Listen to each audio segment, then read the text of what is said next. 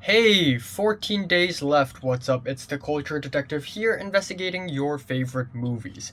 And today I'm going to do a movie review on the very recent movie, on a movie that just came out not too long ago, in the same year. Drive My Car. Or if you really want to say it in Japanese katakana terms, Doraibu My Ka. And this is the recent film directed by Japanese director Hamaguchi Ryusuke. So I watched this film in the cinema. As you can see, this is the movie ticket. And I'm particularly happy that I bought this movie ticket because I don't think I've bought a more expensive movie ticket this year than Drive My Car. I spent 108 Hong Kong dollars on this, and it would have been more expensive if I paid the full price, but because I bought the student price, I only paid $100 plus $8 service fee because I bought it online. And yeah, a little did I know before buying the movie ticket, this movie is somehow like popular or something. I thought nobody would watch this movie because nobody has ever heard of Hamaguchi Ryusuke. Nobody has ever heard of Drive My Car. This movie is not being promoted anywhere in Hong Kong whatsoever, even though it's playing in this small art house cinema. But when I checked the seats for the house for this ticket, for this movie, a few days ago, the whole cinema is already full. So I'm really glad that I've bought this ticket like 2 weeks prior to the screening of this movie. But yeah, it's an amazing experience because this is probably going to be my last movie going in Hong Kong because I'll be leaving Hong Kong in 2 weeks. So this may be the last time I'll ever watch a movie in Hong Kong in a cinema. So I really value this experience. Now, another thing I'd like to talk about before actually reviewing the movie is how I came across Drive My Car. Drive My Car is, again, not a movie that's super popular. There isn't a lot of buzz surrounding this movie. So, if you know the website Rate Your Music, you would know that Rate Your Music is a website that allows you to rate music, but recently they have branched out to a couple branch websites that can also have you rate video games and and movies. So out of curiosity, I went to the Rate Your Music Movies branch, and I went to top movies of 2021, and this is earlier in the year, like March or April or maybe even May in the year. I forgot, but I found this movie Drive My Car, and it really sort of caught my attention. But this movie actually seriously caught my attention when I was recommended a video on YouTube where it's basically a talk between Hamaguchi Ryusuke and Joon-Ho. And if you don't know this, Joon-Ho is literally one of my favorite directors of all times right now. So if Joon-Ho approves this movie, I kind of have to watch it. So here we go, Drive My Car. And then of course we have Cannes Film Festival, and Drive My Car won Best Screenplay. And also, this is not the only film that Hamaguchi Ryusuke released this year. In the same year, he also released Wheel of Fortune and Fantasy, which is also a movie that's kind of similar, but that was also pretty well received. So I I may check that one out if I can. But anyways, back to this movie, Drive My Car. This is actually adapted from Men Without Women, or Ona no Inai Otokotachi, by a Nobel Prize winning writer Murakami Haruki. And I remember when I went into the cinema and the woman actually asked me to take out my ID card completely, to check my ID card to see if it's expired or not. And of course, my last student ID card was expired. It's from 2 years ago. Come on. And I was in a bit of a pinch at that moment. I had to go to my phone and load up my college website and prove that I'm studying in a college right now. And that is the first time that had ever happened to me. And while I was just standing there waiting for my phone to load the school, the college website, another woman, another girl walked by, and there were a lot of adolescent viewers last night when we watched Drive My Car for some reason, but one of the girls passed by and she was actually quite serious about this movie. On her hand, she's also a student and she was also told to show her student ID card, but she didn't bring it, so she had to pay an extra $20. But on her hand, she was holding the book by Murakami Haruki, and that is just film dedication. But anyways, here we go. A 3 hours long Japanese movie, very meditative, very slow paced, very thought provoking. First of all, I don't feel bored while watching the movie at all. I don't know why. I mean, when I read a lot of reviews online for this movie, most of the reviews are positive, but pretty much all the negative reviews say the same thing. It's boring. But I disagree. I don't think it's boring at all. I was not bored for 1 second while watching the movie, and I kind of don't know why. I think maybe that's because when I went into the movie, I expected this movie to be super boring and slow. So, of course, expectations and the reality turns out to be less boring than expectations because my bar was set really low as far as the pacing of the movie goes. Another thing is that I watched this in a cinema. I feel like if I've watched Drive My Car in my laptop, I wouldn't have enjoyed this movie this much. So, part of the reason why I focus on the movie this much yesterday is because I watched it in a cinema with a full house of audience, and it's pretty great. Now, that being said though, I would still say that the Act 1 for this movie is really freaking long. It's a really freaking long Act 1. So Drive My Car is about a man named Hamaguchi Ryusuke, who is a theater play director, and he lost his wife. His wife died, and he got into a car accident, so he needs a driver while he was directing a play in Hiroshima. So the driver is this woman, and they sort of bond and they reveal their pasts, and they became very close, and that is basically the whole movie. And so the movie starts off with the wife still being alive, with Yusuke's wife Otto still being alive. So I was waiting, okay, when is she going to die? And she doesn't die until a long time later, like 40 minutes in, until Act 1 is over, and then the opening credits actually begin. So Act 1 really took a long time. I'm not gonna say it's boring or bad. It's well shot, well directed, well acted. I like it, but it just takes a really long time until it reaches Act 2.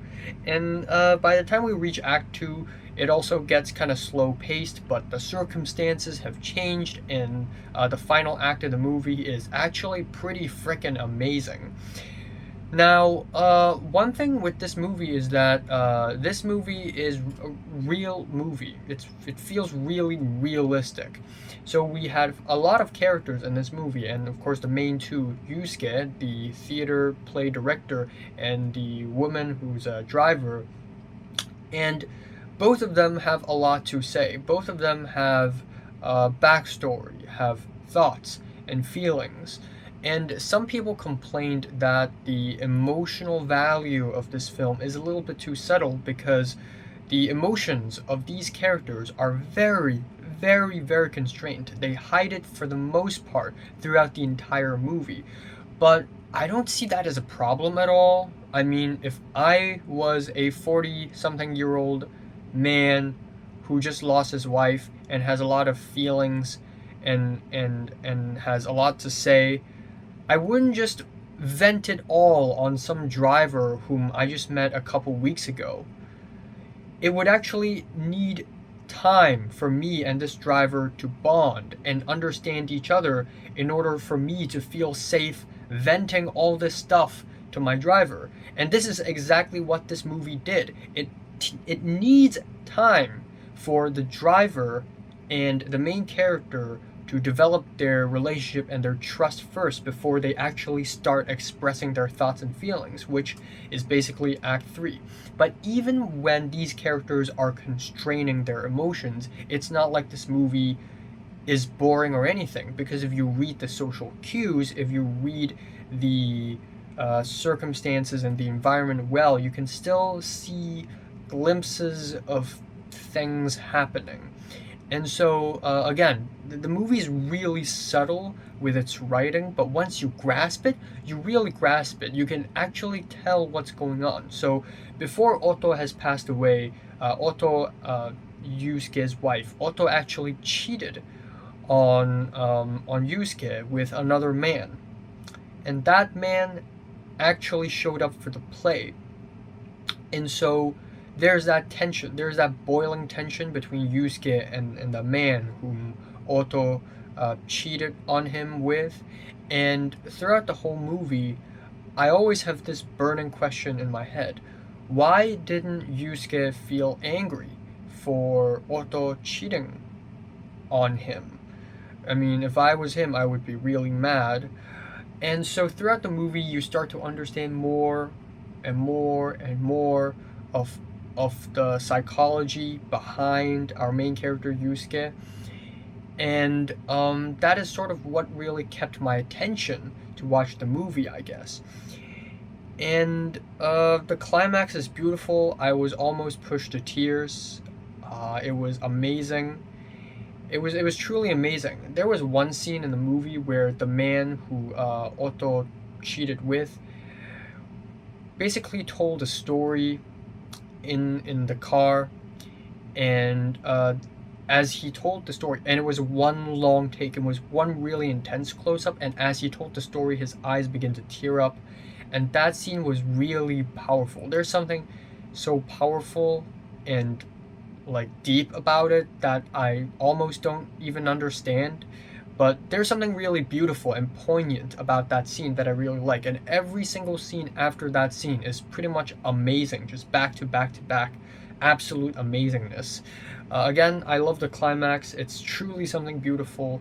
The emotional explosion of the climax is truly well earned, and I actually really like the ending. It's a beautiful ending. You know, it's not a depressing ending, and that's the point.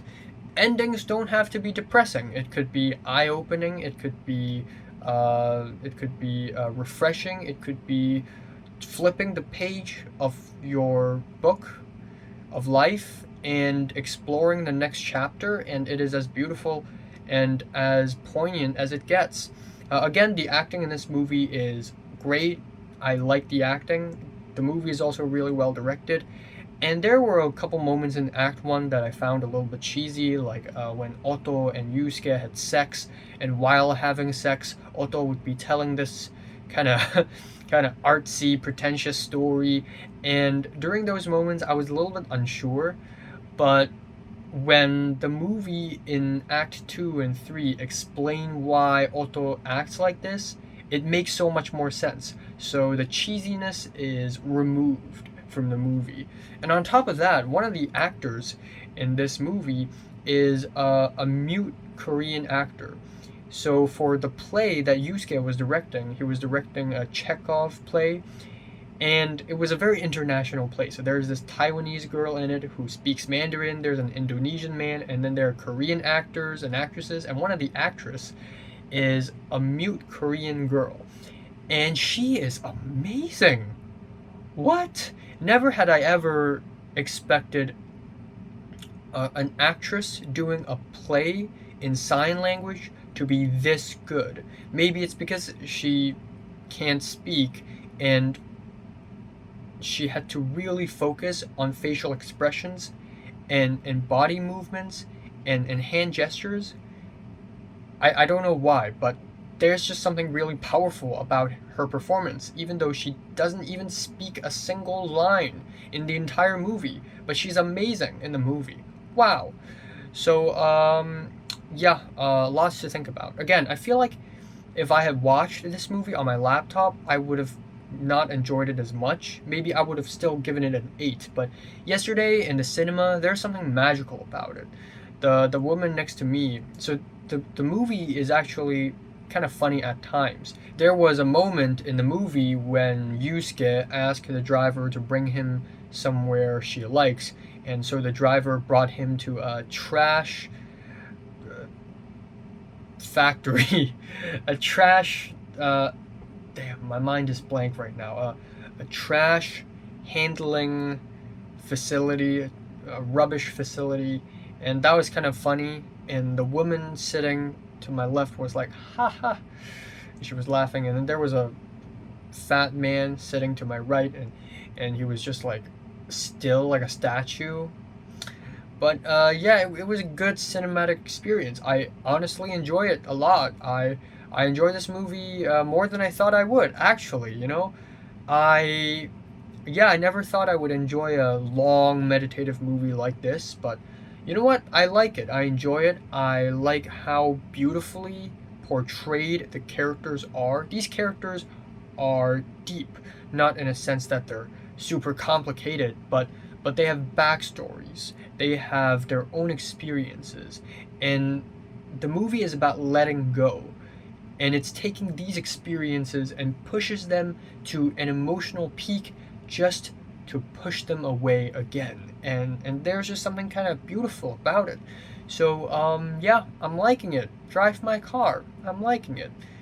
Feeling a strong 8 to a light 9 out of 10. And it's very likely that it's going to end up in my top 5 of the year. So, have you watched Drive My Car? From 1 to 10, would you rate it? Like if you like it, and subscribe if you want more. And thanks for watching. I will be watching The Shawshank Redemption tonight.